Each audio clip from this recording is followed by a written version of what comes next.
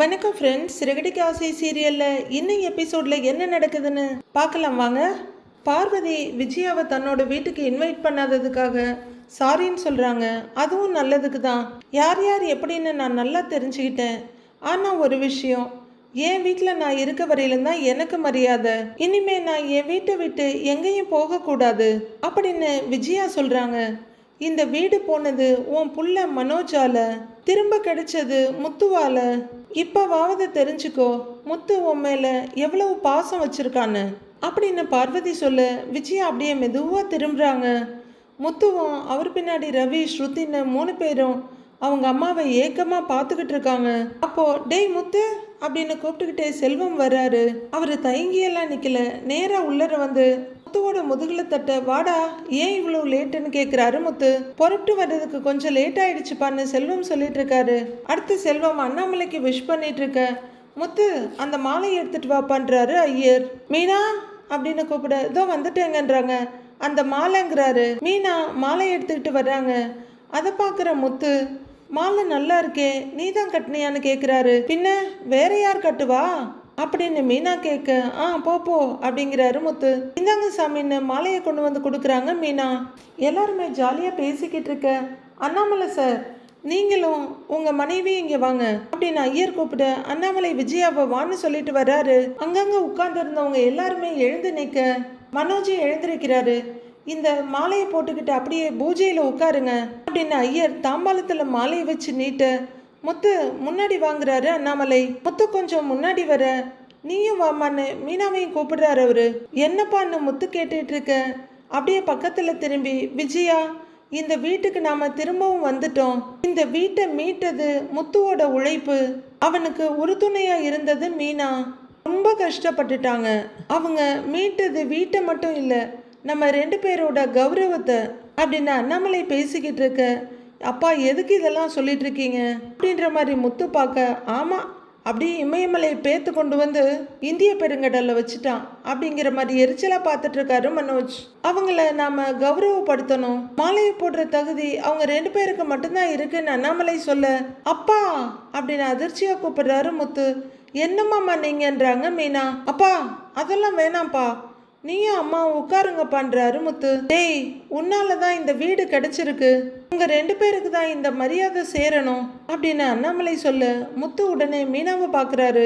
Show over டிராமாவா போய்கிட்டு இருக்குது, நம்ம எதுக்கு இங்க இருக்கோன்னே தெரியலன்னு உச்சி கொட்டிட்டு நிக்கிறாரு மனோஜ். பரசும் ஒரு ஸ்டெப் முன்னாடி வந்து, ஆமா முத்து நீ உன்னோட அப்பாவோட மரியாதைய தலை தூக்கி நிமித்திட்ட, அவர் உழைப்புல வந்த இந்த வீட்டை உன் உழைப்புல நீ காப்பாத்திட்டப்பா, அதுக்கு அவர் உனக்கு மரியாதை பண்ணணும்னு ஆசைப்படுறாரு, அதுதானே சரிங்கிறாரு பரசு. இல்ல மாமா அது அப்படின்னு முத்து தயங்கிட்டு இருக்க, முத்து நான் சொன்னதை கேப்பியா மாட்டியாங்கிறாரு அண்ணாமலை. கேப்பேன்பா அப்படின்னு முத்து சொல்லிட்டு இருக்கும்போது, அப்ப மாலையை வாங்கு அப்படின்னு அண்ணாமலை சொல்ல முத்து மீனாவை பார்த்துக்கிட்டு இருக்காரு. ஆமா இவர் பெரிய போராளி, போராடி அப்படியே சுதந்திரம் வாங்கி கொடுத்துட்டாரு, ரொம்ப ஓவரா தான் போறாரு அப்படின்னு மனசுல முத்துவை பார்த்து கருவிக்கிட்டே நிற்கிறாரு மனோஜ். முத்து மறுபடியும் ஒரு தடவை அண்ணாமலையை பார்க்க அவரு அப்படிங்கிற மாதிரி பார்க்க அப்படியே ஐயர்கிட்ட திரும்புறாரு. எடுத்துக்கங்கன்னு ஒரு தம்பாலத்தை நீட்ட ஒரு மாலையை எடுத்து முத்து மீனா கையில கொடுக்குறாரு. அட்சதையை எடுத்துக்கங்கன்னு நீட்ட முதல்ல அண்ணாமலை எடுத்துக்கிறாரு. மீனா முத்துவோட கழுத்துல மாலையை போட்டு விடுறாங்க. முத்து மீனாவோட கழுத்துல மாலையை போட்டு விடுறாரு. 2 பேரும் அண்ணாமலை காலில் விழுந்து ஆசீர்வாதம் வாங்கிட்டு இருக்காங்க. மீனா ஒரு சந்தோஷமும் இல்லாம எரிச்சலும் இல்லாத ஒரு பார்வை பார்த்துட்டு நிக்கிறாங்க. நல்லா இருங்க நீடூழி வாழ்க அப்படின்னு அண்ணாமலை வாழ்த்த கொஞ்ச நேரம் கழிச்சு விஜயா போனா போகுதுன்னு அட்சதையை போடுறாங்க. அட்சதையை போட்டுக்கிட்டே அவங்க நல்லா இருங்கன்னு சொல்ல மீனாவும் முத்துவும் நம்ப முடியாம விஜயாவை பார்த்துக்கிட்டே எழுந்திருக்கிறாங்க. மனோஜ் இதை ரொம்பவே கடுப்போட பார்த்துட்டு இருக்காரு. முத்துவுக்கு மனசும் நிறைஞ்சி முகமும் நிறைஞ்சி புன்னகையோட பார்க்குறாரு. ஆனால் விஜயா எந்த ரியாக்ஷனையும் காட்டாம இருக்க, இருந்தாலும் பரவாயில்லன்னு முத்துவோட சந்தோஷத்தை மீனாவும் ஷேர் பண்ணிக்கிறாங்க. 2 பேரும் அப்படியே தயங்கிட்டே நின்றுட்டு இருக்க, மரியாதை செய்யணும் உட்காருங்கன்றாரு அண்ணாமலை. மனோஜ் செம்ம டென்ஷனோட இதெல்லாம் பார்த்துக்கிட்டு இருக்காரு. முத்துவும் மீனாவும் ஐயருக்கு பக்கத்தில் உட்காடுறாங்க. விநாயகனே போற்றிவோம், விக்னம் தீர்ப்பவனே போற்றிவோம்னு அவரு ஹோமத்தை ஆரம்பிக்கிறாரு. கணபதி ஹோமம், அடுத்து லக்ஷ்மி பூஜை அப்படின்னு ஐயர் பண்ணிக்கிட்டு இருக்க எல்லாருமே ரொம்பவே சந்தோஷமா நல்ல பாசிட்டிவ் எனர்ஜியோட இருக்காங்க. அங்க இருக்கிற ஒரே நெகட்டிவ் எனர்ஜி மனோஜ் தான். இப்ப விஜயா கூட நியூட்ரலா தான் இருக்காங்க. ஹோமத்தி நல்லா கொழுந்து விட்டு எரிய எல்லாரும் சந்தோஷமா பார்த்துட்டு இருக்க. மற்ற ரிச்சுவல்ஸ் எல்லாம் ஐயர் சொல்ல சொல்ல முத்துவும் மீனாவும் பண்றாங்க. எல்லாரும் ரொம்ப விருப்பத்தோட சந்தோஷமா போட்டுட்டு இருக்க. வாட்டர் கேன் போட வந்த ஒரு மாதிரி மனோஜ் ஒரு ஓரமா போய் நின்று பார்த்துட்டு இருக்காரு. பூஜையெல்லாம் முடிச்ச உடனே லாயர் முத்துக்கிட்ட, முத்து கோர்ட்டு பிரச்சனையெல்லாம் முடிஞ்சு உங்க வீட்டு பத்திரம் வந்துருச்சு இந்தா அப்படின்னு கையில கொடுக்க, முத்து அதை வாங்கி பார்த்துட்டு ரொம்ப நன்றிங்க மேடம்ங்கிறாரு. இட்ஸ் ஓகே இருக்கட்டும், அப்ப நாங்க வர்றோம் அப்படிங்கிற லாயர் அண்ணாமலை விஜயா கிட்ட எல்லாம் போயிட்டு வரோம்னு சொல்ல, அவங்க ஹஸ்பண்டும் எல்லார்கிட்டையும் சொல்லிக்கிட்டு கிளம்புறாரு. அந்த பத்திரத்தையே கொஞ்ச நேரம் பார்த்துக்கிட்டு இருந்த முத்து, அப்பா இந்தாப்பா இந்த பத்திரம் இனிமே உன் கையை விட்டு போக கூடாதுப்பா, பத்திரமா வச்சுக்கப்பான்னு அண்ணாமலை கிட்ட கொடுக்குறாரு. அண்ணாமலை அதை கையில வாங்கி பார்க்க விஜயா ரொம்ப ஆர்வமா அதை எட்டி பார்க்குறாங்க. அவங்க முகத்துல சொல்ல முடியாத சந்தோஷமும் சிரிப்பும் தாண்டவம் ஆடுது. அண்ணாமலையும் ரொம்ப சந்தோஷமும் நெகிழ்ச்சியுமா விஜயாவை பார்க்குறாரு. ரவியும் ஸ்ருதியும் கூட ரொம்ப சந்தோஷமா பார்த்துட்டு இருக்காங்க. அண்ணாமலை பத்திரத்தை நல்லா பார்த்துட்டு, வீட்டு பத்திரம் கைக்கு வந்துருச்சு, ஆனா வாங்கின கடன் உன் தலையில தான் இருக்கு, இந்த பத்திரம் உன் கையிலேயே இருக்கட்டும்பா அப்படின்னு அண்ணாமலை சொல்ல டக்குன்னு விஜயாவோட முகம் மாறி போயிடுது. அவ்வளோதான், மனோஜ் செம்ம டென்ஷனோட பார்த்துட்டு இருக்காரு. கரெக்டு தான்ப்பா, இது முத்துக்கிட்ட தான் இருக்கணுங்கிறாரு ரவியும். என்னம்மா இதெல்லாங்கிற மாதிரி மனோஜ் மாறி மாறி பார்த்துட்டு இருக்காரு எல்லாரையும். ஏங்க இப்போ எதுக்குங்க அவங்கிட்ட கொடுக்குறீங்க, எங்கிட்ட கொடுங்கன்னு வெக்கமே இல்லாம கேட்குறாங்க விஜயா. அண்ணாமலை மெதுவா திரும்பி ஒரு பார்வை பார்த்துட்டு போதும் அப்படிங்கிறதுலயே விஜயா சப்புன்னு அடங்கிடுறாங்க. முத்து இதை வாங்கிக்க அப்படின்னு நீட்ட, இல்லப்பா இதை உங்ககிட்ட கொடுக்கறதுக்கு தான்ப்பா இத்தனை நாளா நான் போராடிக்கிட்டு இருந்தேன், இது உன்கிட்ட தான் இருக்கணும்பாங்கிறாரு முத்து. ஆமா மாமா, அவர் நிம்மதியா தூங்கியே ரொம்ப நாள் ஆச்சு, பத்திரத்தை உங்க கையில கொடுக்குற அன்னைக்கு தான் நல்லா தூங்குவேன்னு சொன்னாரு, உங்ககிட்டயே இருக்கட்டும் மாமான்றாங்க மீனா. உங்ககிட்டயே இருக்கட்டும்பா, அதுதான்ப்பா கரெக்டுங்கிறாரு முத்து. விஜயாவுக்கு இப்பதான் கொஞ்சம் நிம்மதியா இருக்கு. அண்ணாமலை ஒண்ணுமே சொல்லாம கொஞ்ச நேரம் பார்த்துக்கிட்டே இருக்கிறாரு. அடுத்து, முத்து நீ எனக்கு ஒரு நல்ல மகனா கிடைச்சிருக்க, மீனா எனக்கு ஒரு நல்ல மருமகளா கிடைச்சிருக்கா, நான் ரொம்ப புண்ணியம் பண்ணியிருக்கேன்டா அப்படின்னு அவர் ரொம்பவே நெகிழ்ந்து போய் சொல்ல, மீனாவோட அம்மா சீதா சத்யாவுக்கெல்லாம் ஏக சந்தோஷம். முத்துவும் சந்தோஷத்தோட மீனாவை பார்க்குறாரு. அப்பா உனக்கு பிறந்ததுக்கு நான் தான்ப்பா அதிர்ஷ்டம் பண்ணியிருக்கணும், இனிமே எதுக்கும் கவலைப்படாதப்பான்னு குரல் உடைய கண்கள்ல லைட்டான கண்ணீரோடு சொல்றாரு முத்து. அண்ணாமலை முத்துவை அப்படியே கையால இழுத்து அணைச்சிக்கிறாரு. முத்துவும் எங்கெங்கயோ அலைஞ்சி ரொம்ப அவஸ்தப்பட்டுட்டாரு. அப்படியே அப்பாவோட தோல்ல நிம்மதியா கண்ணை மூடி தாஞ்சிக்கிறாரு. ரவியும் மெதுவா வந்து முத்துவோட முதுகுல தட்டி கொடுத்துட்டு இருக்காரு. விஜயாவால முழுசா இவங்களை ஏத்துக்கவும் முடியல, அதுக்காக ஒதுக்கவும் முடியலன்ற மாதிரி பார்த்துக்கிட்டு இருக்காங்க. அவருக்கு ஆறுதல் அவங்க அப்பாவால மட்டும்தான் கொடுக்க முடியும்னு மீனாவும் பார்த்துட்டு இருக்காங்க. எல்லாருமே சந்தோஷமா உணர்ச்சி பூர்வமா அதை பார்த்துக்கிட்டு இருக்க ஒரே ஒரு ஜீவராசி மட்டும் எதிர்காலமே இருண்டு போன மாதிரி எரிச்சலோட பார்த்துக்கிட்டு இருக்காரு. நம்ம மனோஜ் தாங்க. எந்த உணர்ச்சியுமே இல்லாம பார்த்துக்கிட்டு இருந்த விஜயாவோட பார்வை அப்படியே மெல்ல மனோஜ் கிட்ட போகுது. ஒரு நிமிஷம் மனோஜையே பார்த்துட்டு அப்படியே பார்வையை திருப்பிக்கிறாங்க விஜயா. ஃபங்க்ஷன்லாம் முடிஞ்சு வந்தவங்க எல்லாம் கிளம்பிடுறாங்க. நைட் ஆகுது. மனோஜ் ஹாலில் இருக்க அவரோட பெட்ல உட்காந்துருக்க விஜயா வர்றாங்க. ஷப்பா அப்படின்னு முகத்தெல்லாம் தொடச்சிக்கிட்டு சோஃபா கிட்ட வர்றவங்க, மனோஜ் சாப்பிட்டியா இல்லையான்னு கேட்குறாங்க. ஏன் டல்லா இருக்க, பூஜை பண்ணும்போதே நான் உன்னை கவனிச்சுக்கிட்டு தான் இருந்தேன், உன் முகமே சரியில்லை அப்படின்னு கேட்டுக்கிட்டே விஜயா உட்கார. அதெல்லாம் ஒன்றும் இல்லைம்மா அப்படின்னு மனோஜ் அங்கேருந்து எழுந்து வேற பக்கம் போகிறாரு. ஏய் உட்காரு அப்படின்னு விஜயா சொல்ல அடுத்த சோஃபாவில் உட்கார்றாரு அவரு. உன்னை பற்றி எனக்கு தெரியாது, உன் முகத்தை பார்த்தே நீ எப்படி இருக்கிற, உன் மனசில் நீ என்ன நினைக்கிறன்னு நான் கண்டுபிடிச்சிடுவேன் அப்படின்னு விஜயா சொல்ல, என் லைஃப்பை நினச்சா எனக்கு டிப்ரெஷனாக இருக்குமா அப்படின்னு மனோஜ் சொல்ல, ஏன் அப்படி சொல்கிறேன்னு கேட்குறாங்க விஜயா. பின்ன என்னம்மா, இன்னைக்கு பூஜையில் எல்லாருமே ஜோடி ஜோடியாக நிற்கிறாங்க, நான் ஒருத்தன் தான் தனியாலாம் நின்னேன் அப்படின்னு மனோஜ் ரொம்பவே வருத்தத்தோடு சொல்கிறாரு. நமக்குமே பாவமாக தான் இருக்கு, ஆனால் பாதிக்கு மேலே பிரச்சனை அவரே உருவாக்குனது தானே. முத்துவுக்கு மீனா இருக்கிறா, ரவிக்கு ஸ்ருதி இருக்கிறா, வக்கீல் கூட அவங்க ஹஸ்பண்டோட வந்திருக்காங்க. ஏன் அந்த வித்யா அவ ஹஸ்பண்டோட வந்தா, பார்வதி ஆண்டி கூட அந்த சிவனோட வந்தாங்க, உங்களுக்கு அப்பா இருக்காரு அப்படிங்கிற மனோஜ் விஜயாவுக்கு எதிரில் வந்து உட்காந்துக்கிட்டு, ஆனால் எனக்கு மட்டும் யாருமே இல்லையேம்மா அப்படின்னு மனோஜ் சொல்ல, விஜயாவை மெதுவாக மனோஜோட கையில் தட்டி கொடுத்து, கவலைப்படாதடா மனோஜ். நீ இப்படி இருக்கிறது உன்னை விட எனக்கு தான் சங்கடமா இருக்கு. நீ வெளியில சொல்ற, நான் மனசுக்குள்ள ஒவ்வொரு நிமிஷமும் உன்னை நினைச்சு வருத்தப்பட்டுக்கிட்டு தான் இருக்கேன். நீ கவலைப்படாத, உனக்கு சீக்கிரமே ஒரு நல்ல பொண்ணா பார்த்து கல்யாணம் பண்ணி வைப்பேன் அப்படின்னு விஜயா சொல்ல, நீ சொல்லிட்டு தாம்மா இருக்கிற. ஆனா எனக்கு டிவோர்ஸ் கிடைச்சாதானே கல்யாணம் பண்ணிக்க முடியும்.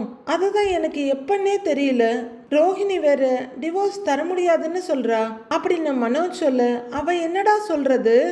அப்படி அவ உன் கூட வாழணும்னு ஆசைப்பட்டிருந்தா ஒழுங்கா உன் கூட வாழ்ந்திருக்கணும். 1000 ஃப்ராடுத்தனம் பண்ணிட்டு இப்ப வந்து அப்படின்னு விஜயா நிறுத்த, அம்மா அதெல்லாம் விடுங்கம்மா, அதெல்லாம் முடிஞ்சு போன விஷயம். நீங்க தான் என் விஷயத்த பெருசு பண்ணிக்கிட்டே இருக்கீங்க அப்படின்னு விஜயாட்ட மனோஜ் சொல்றாரு. அதை கேட்குற விஜயா அப்படியே திடுக்குன்னு நிமிந்து நானாங்கிறாங்க. நான் என்னடா பண்ணேன் அப்படின்னு விஜயா கேட்க, நீங்க தான் கேமராவில் பார்த்து ஸ்பீக்கரை ஆன் பண்ணி எல்லார் முன்னாடியும் அவளை ரொம்ப மோசமா திட்டிட்டீங்க அப்படின்னு மனோஜ் சொல்ல, விஜயா கொஞ்சம் அதிர்ச்சியோட பார்க்குறாங்க. அதில் அவள் ரொம்ப அப்செட் ஆயிட்டாமா. அவளை அப்படியே விட்டுருந்தா கூட டிவோர்ஸ் கொடுத்துருப்பா. ஆனால் நீங்கள் அவளை திட்டினதுக்கப்புறம் டிவோர்ஸே கொடுக்கக்கூடாதுன்னு முடிவில் இருக்காமா.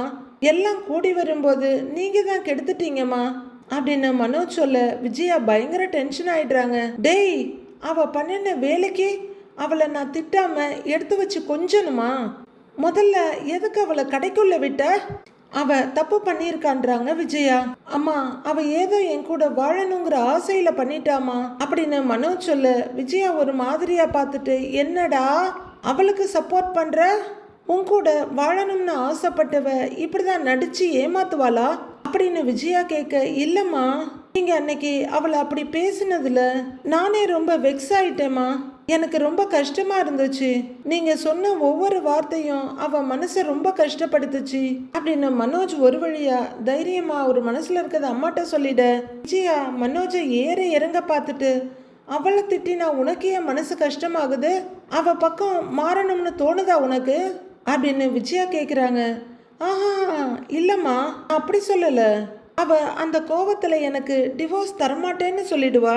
அப்புறம் நான் தானே சிங்கிளாவே இருக்கணும், அதுக்கு தாம்மா சொன்னேங்கிறாரு மனோஜ். அதை நினைச்சுதான் வருத்தமா இருக்கு அப்படின்னு மனோஜ் சொல்ல, கோவத்தை கண்ட்ரோல் பண்ணிட்டு யோசிக்கிறாங்க விஜயா. அவளை சாந்தப்படுத்துறதுக்கு ஒரே ஒரு வழிதாம்மா இருக்கு அப்படின்னு மனோஜ் சொல்ல, என்ன வழி அப்படின்னு கொஞ்சம் எரிச்சலோட கேக்குறாங்க விஜயா. உங்க மேல அவ பயங்கர கோவத்துல இருக்கா. அதனால நீங்க அவகிட்ட ஒரே ஒரு ஃபோன் பண்ணி ஒரே ஒரு சாரி சொல்லிடுங்க. அப்புறம் டிவோர்ஸ் கொடுக்கறத பத்தி அவளே யோசிப்பா அப்படின்னு மனோஜ் சொல்ல, விஜயா மனோஜை ஒரு முறைச்சிக்கிட்டு, நான் அவகிட்ட சாரி சொல்லணுமா அப்படின்னு கேட்க, அப்படி இல்லைம்மா, அவ கோவத்தை நாம சரி பண்ணிட்டோம்னா அப்புறம் டிவோர்ஸ் கொடுப்பால, அதுக்கு தாம்மா சொன்னேன் அப்படின்னு மனோஜ் சொல்ல, விஜயா அப்படியே பார்த்துக்கிட்டே இருக்காங்க. நீங்க வேற, உனக்கு ஆம்பளை கேக்குதா அப்படின்னு தப்பான ஒரு வார்த்தை பேசிட்டீங்க அப்படின்னு மனோஜ் சொல்ல, கொஞ்ச நேரம் யோசிக்கிற விஜயா, கரெக்டு தான், நானும் அவளை அந்த மாதிரி பேசி இருக்கக்கூடாது தான் அப்படின்னு விஜயா சொல்ல, ஒரு பாயிண்ட் கிடைச்ச சந்தோஷத்துல ஆமாம்மா அப்படிங்கிறாரு மனோஜ். அதனால தானே அவ டைவர்ஸ் கொடுக்க மாட்டேங்கிறா அப்படின்னு விஜயா கேட்க, அதுக்கும் ஆமாமாங்கிறாரு மனோஜ். அப்போ ஒன்று செய், நீ அவளுக்கு ஃபோன் போடு அப்படின்னு விஜயா சொல்ல, மனோஜ் கொஞ்சம் பயத்தோட எதுக்கு மாட்டுறாரு. அவகிட்ட நான் பேசுறேன்டா அப்படின்னு விஜயா சொல்ல, பேசி பிரயோஜனம் இல்லம்மா, அவகிட்ட சாரி கேட்கணும் அப்படின்னு மனோஜ் சொல்ல, விஜயா குரலை ரொம்பவே தாழ்த்திக்கிட்டு, சரிடா நான் கேட்குறேன், நீ ஃபோனை போடுன்னு சொல்ல. உடனே மனோஜ் அவசரமா ஃபோனை தேடுறாரு. எங்க ஃபோனு அப்படின்னு பார்க்க அவரோட பெட்ல இருக்கு. ஓடி போய் எடுத்துட்டு வர்றாரு. அவர் ஃபோன் எடுத்து டயல் பண்ண ரோஹிணி உட்கார்ந்துருக்காங்க. அவங்க வீட்டு சோஃபால உட்கார்ந்துருக்க ரோஹிணியோட மொபைல் ரிங்காக மொபைலை பார்க்குறாங்க. லைட்டாக நிமிர்ந்து டிஸ்பிளேவை பார்க்க அதில் மனோஜ்னு வர, உடனே பாஞ்சு ரொம்ப சந்தோஷமா எடுத்து, சொல்லு மனோஜுங்கிறாங்க ரோஹிணி. ரோஹிணி, அம்மா உங்ககிட்ட பேசணும்னு சொன்னாங்க அப்படின்னு மனோஜ் சொல்ல, அப்படியா, என்ன திடீர்னு அப்படின்னு ரோஹிணி ரொம்ப ஆச்சரியமா கேக்குறாங்க. ஆமா, அம்மா அன்னைக்கு உங்ககிட்ட அப்படி பேசுனதுக்கு சாரி கேட்குறேன்னு சொன்னாங்க, இரு கொடுக்குறேன் அப்படின்னு மனோஜ் ஹஸ்கி வாய்ஸ்ல சொல்லிட்டு அவங்க அம்மா பக்கத்துக்கு போறாரு. ரோஹிணி நம்ப முடியாத ஆச்சரியத்தோட லைன்ல இருக்காங்க. அம்மா, ரோஹிணி லைன்ல இருக்காமா அப்படின்னு பூஜை பொருளை நீட்டுற பக்தன் மாதிரி அவ்வளோ பவ்யமா நீட்டுறாரு மனோஜ். விஜயா நிமிந்து பார்க்க பேசுமான்னு கொடுக்க வாங்கிக்கிறாங்க. மொபைலை வாங்கிக்கிட்டு விஜயா அப்படியே 2 வர்றாங்க. அப்படியே கொஞ்ச நேரம் யோசனைக்கு அப்புறம் ஹலோங்கிறாங்க. ஆண்டி சொல்லுங்க ஆண்டி அப்படின்னு ரோகிணி சொல்ல, மனோஜ் சொன்னான், நான் சொன்ன ஒரு வார்த்தையால அதை நீ கேட்டு ரொம்ப உடஞ்சி போயிட்டியாமே அப்படின்னு விஜயா கேட்க, இவங்க சாரி சொல்ல கூப்பிட்டாங்களா இல்லை சண்டைக்கு கூப்பிட்டாங்களான்னு தெரியலையே அப்படின்னு ரோகிணி யோசனையா நிமிர்ந்து உட்கார்றாங்க. ஆமா ஆண்டி, எனக்கு ரொம்ப கஷ்டமா இருந்தது அப்படின்னு ரோகிணி சொல்ல, அந்த வார்த்தையை நான் சொன்னதுக்கு எனக்கும் வருத்தமாக தான் இருக்கு அப்படின்னு விஜயா சொல்ல, நம்ப முடியாத அதிர்ச்சியோட அப்படியே எழுந்து நிற்கிறாங்க ரோகிணி. என்ன இப்படி பேசுறாங்க, மன்னிப்பு கேட்டுருவாங்களோ அப்படின்னு யோசிச்சுட்டே ரோகிணி எழுந்து நடக்க ஆரம்பிக்கிறாங்க. நீங்க கோவத்தில் அப்படி பேசிட்டீங்க, ஆனா நான் ரொம்ப அப்செட் ஆயிட்டேன் அப்படின்னு ரோகிணி சொல்ல, தப்பு தான், அந்த ஒரு வார்த்தையை நான் பேசினது தப்பு தான் அப்படின்னு விஜயா சொல்ல, ரோகிணியோட முகத்துல வெற்றி புன்னகை படருது. அப்படியே மெதுவா மனோஜை பார்த்துக்கிட்டே, மனோஜ் சொன்னதுக்கு அப்புறம்தான் எனக்கு எல்லாமே புரிஞ்சுது, உன்னை நான் ஒரு வார்த்தையில திட்டி இருக்கக்கூடாது அப்படின்னு விஜயா சொல்லிக்கிட்டு இருக்க, ரோகிணியோட முகத்துல இருந்த புன்னகை அப்படியே மாறி தடார்னு ஒரு திகில் வந்து உட்கார்ந்துக்குது. இன்னும் நிறைய வார்த்தையில உன்னை நான் வாய்க்கு வந்தபடியெல்லாம் கண்டபடி திட்டி இருக்கணும் அப்படின்னு விஜயா சொல்ல, பயங்கரமான அதிர்ச்சியோட காதுல போனை வச்சுட்டு நிக்கிறாங்க ரோகிணி. அம்மா பேசுறத கேட்டு மனோஜும் பயங்கர அதிர்ச்சியோட பாக்குறாரு. ஏண்டி என்ன திமிர் இருந்தா என்ன சாரி கேட்க சொல்லியிருப்ப அப்படின்னு விஜயா கேட்க, ரோகிணி முகம் கசங்கி போய் நிக்கிறாங்க. உங்ககிட்ட நான் எதுக்கடி சாரி கேட்கணும், நான் பார்த்து உன்னை இந்த வீட்டுக்கு மருமகளா கூட்டிக்கிட்டு வந்தேன், உங்ககிட்ட நான் சாரி கேட்கணுமா அப்படின்னு விஜயா பேச, ரோகிணி என்ன சொல்றதுன்னு தெரியாம திகைச்சு போய் நிக்கிறாங்க. இங்க மனோஜ் அப்படியே வெறிச்ச பார்வையோட அம்மாவை பார்த்துட்டு இருக்காரு. பையன்கிட்ட சொல்லி என்ன மிரட்டுறியா, நீ ஒரு ஏமாத்துக்காரி, ஒன்றும் இல்லாத வீட்டில இருந்து வக்கத்து போய் வந்தவ, உன் குடும்பம் ஒரு பிச்சைக்கார குடும்பம் அப்படின்னு விஜயா திட்ட ஆரம்பிக்க, அங்க ரோகிணி அழ ஆரம்பிக்கிறாங்க. உன்னை எல்லாம் நான் சும்மா விட்டதே தப்புடி. என்ன சாரி கேட்க சொல்றதுக்கு உனக்கு என்னடி தகுதி இருக்குது அப்படின்னு விஜயா திட்டிக்கிட்டே போக, ஐயோன்னு மனோஜ் போனை எப்படி வாங்குறதுன்னு பாக்குறாரு. அங்க போனை கட் பண்ண கூட முடியாத அளவுக்கு டென்ஷனோட நிக்கிறாங்க ரோகிணி. உனக்கெல்லாம் என்கிட்ட பேசக்கூட தகுதி இருக்கா, பேசுனது எல்லாமே பொய், பண்ணினது எல்லாமே பித்தலாட்டம் அப்படின்னு விஜயா திட்டிட்டு இருக்க, கை நடுங்க ரோகிணி காதுல இருந்து போனை எடுக்கிறாங்க. ஏதோ இப்பதான் முதல் தடவையா திட்டு வாங்குற மாதிரி இருக்கு அவங்க ரியாக்ஷன். ஐயோ அம்மா என்ன இப்படி பேசிட்டு போறாங்கன்னு மண்டையை சொரிஞ்சிட்டு நிக்கிறாரு மனோஜ். நீ எல்லாம் என்ன சாரி கேட்க சொல்றியாடி அப்படின்னு விஜயா கத்த, ஆண்டி நீங்க அப்படின்னு கத்துறாங்க ரோகிணி. ஏய் வாய மூட்ரி, செருப்பால அடிப்பேன், விளக்குமாறு பிஞ்சிடும் அப்படின்னு இருக்கிற வெப்பனெல்லாம் பிஞ்சு போற அளவுக்கு திட்டிட்டு, நீ எல்லாம் ஒரு பொண்ணாடி, உனக்கெல்லாம் சூடு சொரணை எதுவுமே இல்லை, உன் உடம்புல நல்ல ரத்தமே ஓடலையா அப்படின்னு விஜயா திட்டிக்கிட்டே போக, ரோகிணி டென்ஷன் ஆகி காதுல இருந்து போன் எடுத்து வீசலாமான்னு போறாங்க. அப்புறம் தான் ஐயோ இது நம்ம போன்ன்ற ஞாபகத்தோட இறுக்கி பிடிக்கிறாங்க. நீ கெட்ட கேட்டுக்கு என் புள்ள கேக்குதா, வெக்கம் கெட்டவளே, என் புள்ளைய மட்டும்தான் ஏமாத்தினியா இல்ல இன்னும் எத்தனை பேரை ஏமாத்தி கல்யாணம் பண்ணி இருக்கிற அப்படின்னு விஜயா மறுபடியும் ஆரம்பிக்க, அச்சோன்னு பதறிக்கிட்டே நிக்கிறாரு மனோஜ். நீ எல்லாம் என் காலில் இருக்க செருப்புக்கு சமம்டி, இல்ல என் செருப்புல இருக்க தூசிக்கு சமம் அப்படின்னு விஜயா ரொம்ப கேவலமா காதுல கேட்க முடியாதெல்லாம் பேசுறாங்க போல இருக்கு. அடிச்சிருவேன், துவைச்சிருவேன், தூக்கி போட்டு மிதிச்சிருவேன்ற பாவனையோட அவங்க ஆக்ஷன் இருக்க, வாய் விடாம பேசிக்கிட்டே இருக்கு. ரோகிணி இங்க அழுகியோட நின்று கேட்டுட்டு இருக்காங்க. மனோஜ் வேற வந்து அவங்ககிட்ட இருந்து எப்படியாவது மொபைலை வாங்கணுமேனு இந்த பக்கம் அந்த பக்கம் அம்மா பக்கம்லாம் சுத்தி வர்றாரு. விஜயா பொறங்கையால் அவரை ஒதுக்கி விட்டுட்டு நிறுத்தாம பேசிக்கிட்டே இருக்காங்க. ரோகிணி போனை கட் பண்ணன கூட மறந்து போய் அழுதுகிட்டு அப்படியே நின்றுட்டு இருக்க. உனக்கெல்லாம் சாரி கேக்குதா, சாரி கேக்குதா தூ அப்படின்னு ஒரு 10 தடவை தூப்ப ரோகிணி அவங்க முகத்துல தெளிச்சா மாதிரி முகத்தை திருப்பிக்கிறாங்க. பாவம் ரோகிணி ரொம்ப வீக் ஆயிட்டாங்களாட்டிருக்கு. விஜயாவோட எச்சில் முகத்துல இருக்க மாதிரி விரல வச்சு தொடச்சிட்டு இருக்காங்க. முடிஞ்சது எல்லாம் முடிஞ்சது. அம்மா பேச்சை நம்பி அவங்ககிட்ட போனை போட்டு கொடுத்தோம் பாரு, அவ்வளவுதான். ரோகிணி வந்து நம்மளை புலந்து எடுக்க போறாங்கிற மாதிரி மனோஜ் பயத்தோட பார்த்துட்டு இருக்காரு. பெரிய இவ சாரி கேட்கணுமா, அதுக்கு என் பையன்கிட்ட தூது விடுவாளாம். இனிமே என் பையனோட கடப்பக்கம் வந்த எதை வச்சு அடிப்பேன்னு எனக்கே தெரியாது, வைடி போனு அப்படின்னு வெறியோட கத்திட்டு விஜயா போனை கட் பண்ணி ச்சே அப்படின்னு போனை தூக்கி சோஃபால போடுறாங்க. அப்புறம்தான் ரோகிணியோட போனும் கட்டாக ச்சே அப்படின்னு கையை கீழே விட்டுட்டு அழுதுகிட்டே நிக்கிறாங்க. அம்மா கோவத்தோட நிக்கிறத பாக்குற மனோஜ், ஐயோ சாரி கேட்பாங்கன்னு பார்த்தா அப்படின்னு மனசுல சொல்லிக்கிட்டு அங்கிருந்து நகர பார்க்க ஏய் அப்படின்னு கூப்பிட அப்படியே பிரேக் போட்ட மாதிரி நின்று திரும்பி பார்க்குறாரு. எல்லாம் உன்னை சொல்லணும்டா, நீயும் அவ கூட சேர்ந்துக்கிட்டு என்ன சாரி கேட்க சொல்றியா?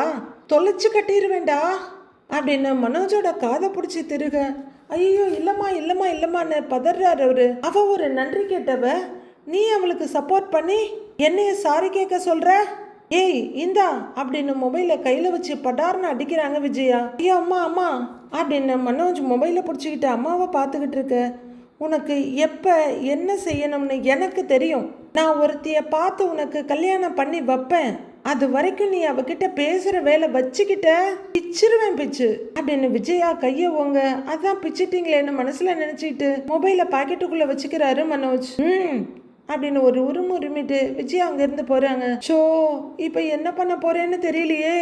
ஷோ நான் பாட்டுக்கு பேசாம இருந்திருக்கலாம். நானே போனை போட்டு கொடுத்து பிரச்சனைய பெருசு பண்ணிட்டேன். ஐயோ இப்ப அவ வேற என்ன சொல்ல போறான்னு தெரியலையே அப்படின்னு பயத்துல புலம்பிட்டு நிக்கிறாரு மனோஜ். ரொம்ப நாளைக்கு அப்புறம் சத்யாவும் ரேகாவும் பேசிக்கிறாங்க போல இருக்கு. சரி நீ அழாத, எதுவா இருந்தாலும் பாத்துக்கலாம். சரி உன்னால அங்கிருந்து வர முடியாதா? ஏதாவது யோசிக்கலாம். நீ பயப்படாத, அழாதன்னு சொல்றேன்ல அப்படின்னு சத்யா சொல்லிட்டு இருக்கும் போதே மீனா உள்ளர வர்றாங்க. இதை பாக்குற சத்யா, இரு கூப்பிடுறேன், அப்புறம் கால் பண்றேன் என்ன போனை கட் பண்ணிட்டு இந்த பக்கம் திரும்பி வாக்காங்கிறாரு மீனா கிட்ட. மீனாவும் சத்யாவோட முகத்தையும் அவரோட கண்களையும் பார்த்துட்டு, என்னடா ஏன் டென்ஷனா இருக்க?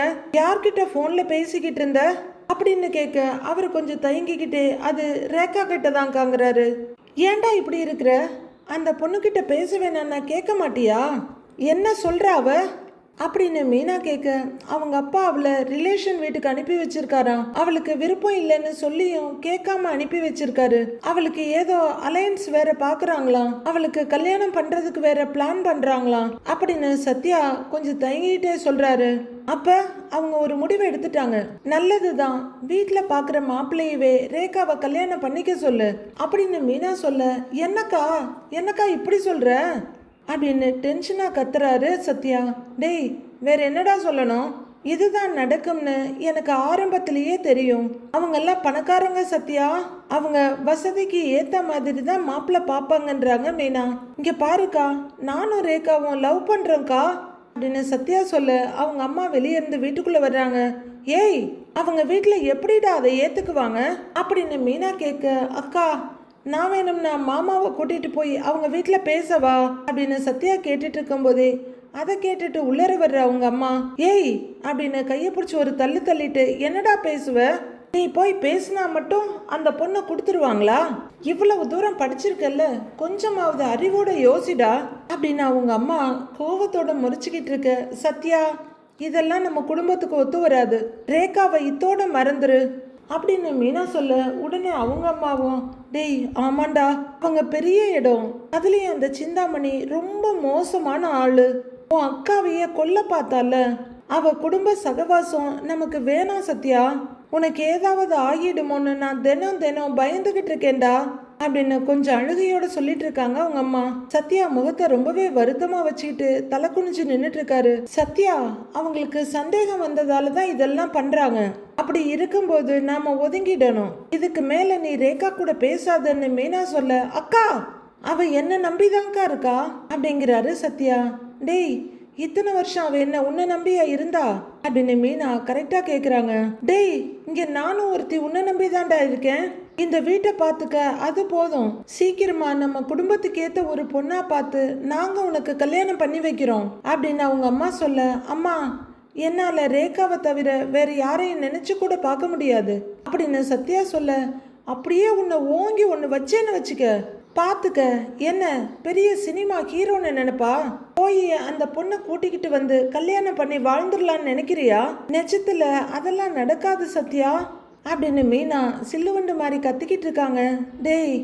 டேய் உலகத்துல எல்லாருமே விரும்புறவங்களையே கல்யாணம் பண்றது இல்லடா, நமக்கு என்ன வாழ்க்கை அமையுதோ அதை தான் நாம ஏத்துக்கணும், நீ அந்த பொண்ணை மறந்துடு சத்யா அப்படின்னு அவங்க அம்மா கெஞ்சலா கண்ணீரோட கேட்டுட்டு இருக்க.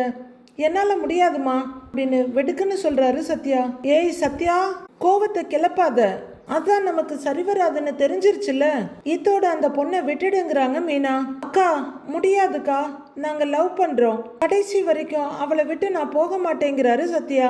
ஏய் உனக்கு ஏதாவதுன்னு அதே பல்லவிய மீனா பாட, அக்கா எனக்கு என்ன ஆனாலும் பரவாயில்ல, ரேகா கூட இந்த லைஃபை வாழ முடியலன்னா எனக்கு இந்த லைஃபே வேண்டாம், நான் செத்தா கூட பரவாயில்லன்னு டைலாக்க சொல்லிட்டு அங்கிருந்து போறாரு சத்யா. சத்யா அப்படின்னு மீனா அதிர்ச்சியா கூப்பிட்டு இருக்க.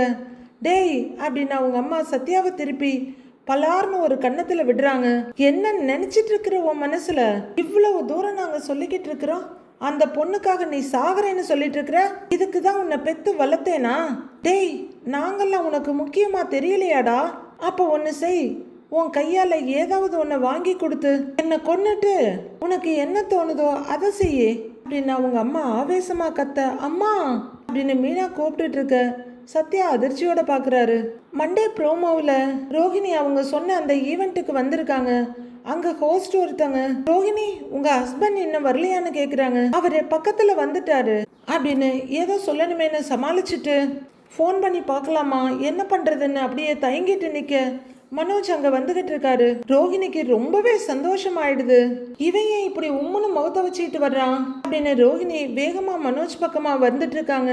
மனோஜ் 2 எடுத்து வைக்க அவங்க பின்னாடியில இருந்து விஜயா கையில ஒரு ஹேண்ட்பேக்கும் ஒரு சின்ன ஃபைலுமா வர்றாங்க. அவ்வளவுதான், ரோஹிணி செம்ம டென்ஷன் ஆகி, மனோஜ் நாம நேம் கொடுத்துருக்கோம், இப்ப போகலன்னா நல்லா இருக்காது வான்னு கூப்பிடுறாங்க. விஜயா முறைச்சிக்கிட்டு இருக்க. இங்க பாரு மனோஜ், இது உன் பிசினஸ்க்கு ஹெல்ப்ஃபுல்லா இருக்கும் வாங்குறாங்க ரோஹிணி. விஜயா அப்படியே திரும்பி மனோஜை பார்க்க, மனோஜ் பயத்தோட அவங்க அம்மாவை பார்த்துக்கிட்டு இருக்கிறாரு. ரோஹிணி சொன்ன மாதிரி அண்ணாமலைக்கு அந்த வீட்டு பிரச்சனை முடிச்ச உடனே வேற எந்த பிரச்சனையும் இல்லை, அடுத்து ரோஹிணி பிரச்சனையை தான் பார்க்க ஆரம்பிப்பாங்க. ஏன்னா கடன் பிரச்சனையெல்லாம் மொத்தமா பார்த்துக்குவாரு. அடுத்து என்ன நடக்க போகுதுன்னு வர எபிசோட்ல பார்க்கலாம் friends. Have a happy weekend. Thank you.